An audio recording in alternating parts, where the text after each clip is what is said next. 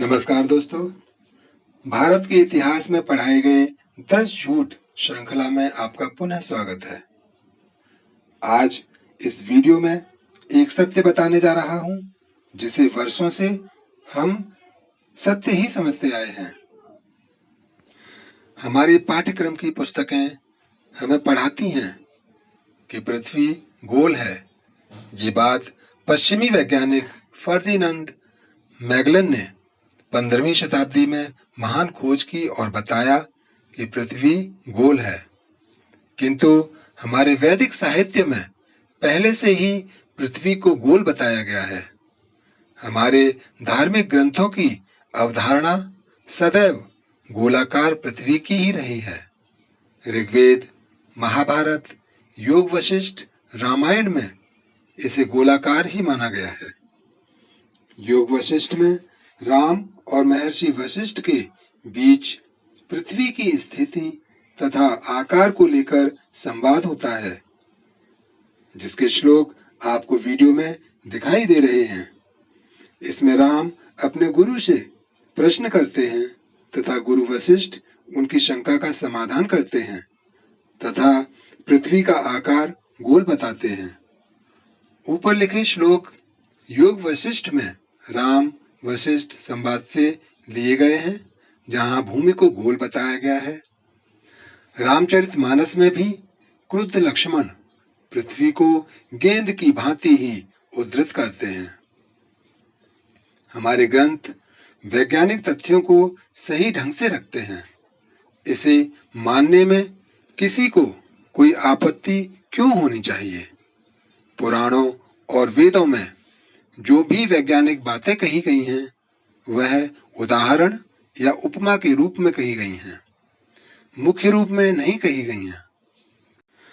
उदाहरणार्थ, यजुर्वेद के 23वें अध्याय में यज्ञ का वर्णन करते हुए कहा है, पृच्छामि त्वाम परमन्तः पृथिव्या, अर्थात मैं पूछता हूं कि पृथ्वी का परम छोर क्या है। इसका उत्तर देते हुए कहा गया है, इयं वेदेह परो अन्तः पृथिव्या, अर्थात यह वेदी जहां हम यज्ञ कर रहे हैं, पृथ्वी का दूसरा सिरा है। प्रत्येक गोल वस्तु का आदि तथा अंत एक ही स्थल होता है, जो इस वेद मंत्र में बताया गया है। यह श्लोक यजुर्वेद में लिखा है कि इस पृथ्वी का अंत क्या है, इस भुवन का मध्य क्या है। यजुर्वेद में इसका उत्तर इस प्रकार से लिखा है कि यह यज्ञ वेदी ही पृथ्वी की अंतिम सीमा है। यह यज्ञ ही भुवन का मध्य है, अर्थात जहां खड़े हो वहीं पृथ्वी का अंत है तथा यही स्थान भुवन का मध्य है। किसी भी गोलाकार वस्तु का प्रत्येक बिंदु या स्थान ही उसका अंत होता है और वही उसका मध्य होता है। पृथ्वी और भुवन दोनों गोल हैं। ऋग्वेद में भी पृथ्वी को बिना हाथ पैर वाला कहा गया है। बिना हाथ पैर का अलंकारिक अर्थ गोल ही बनता है। इसी प्रकार से ऋग्वेद में अंतरिक्ष और पृथ्वी को बिना पैर वाला कहा गया है। ध्रुव का अर्थ होता है अचर, अर्थात जो एक जैसा रहे, जिसमें परिवर्तन न हो। पृथ्वी जिस गति से घूमती है, वह सदा एक जैसी रहती है। पृथ्वी जिस कक्षा में घूमती है, वह सदा एक जैसी रहती है, अर्थात वह कभी अपने पथ से विचलित नहीं होती।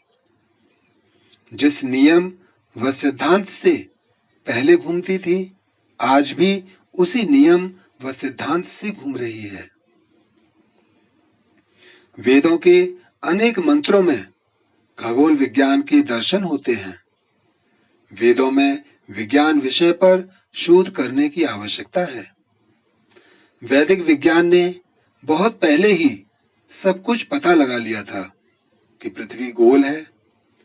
भगवान विष्णु ने वराह अवतार लिया, जिसने अपने दांतों से पृथ्वी को उठाकर सागर से बाहर निकाला।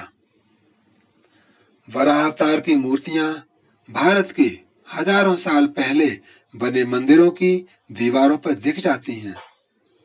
इससे बड़ा प्रमाण और क्या चाहिए। हमारे यहाँ ज्योग्राफी को हिंदी में भूगोल कहा जाता है। भू का अर्थ धरती या पृथ्वी और गोल का अर्थ गोलाकार होता है।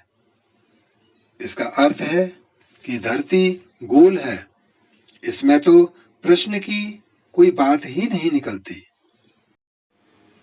सभी 9 ग्रहों की खोज किसने की? गैलीलियो ने। कब? आज से 400 साल पहले। अब बताइए, हमारे पंडित जी ने 9 ग्रहों का मंत्र पढ़ते हैं। ब्रह्मा मुरारी त्रिपुरांतकारी भानु शशि भूमि सुतो बुधस्य गुरुश्च शुक्र शनि राहु केतव सर्वे ग्रहा शांति करा भवन्तु। अब बताइए कि ये श्लोक आज नहीं बल्कि हजारों साल पहले ही लिखे जा चुके हैं कि ग्रह 9 होते हैं। ये है सनातन धर्म की शक्ति। वेदों का अध्ययन कीजिए, आपको पूरा विज्ञान समझ में आएगा। दोस्तों, आपको ये वीडियो कैसा लगा हमें कमेंट करके अवश्य बताइए और मेरे चैनल को सब्सक्राइब करना ना भूलिए। इस वीडियो को लाइक कीजिए और शेयर कीजिए। इसके अगले भाग के साथ मैं आपसे फिर मिलता हूँ। तब तक के लिए नमस्कार।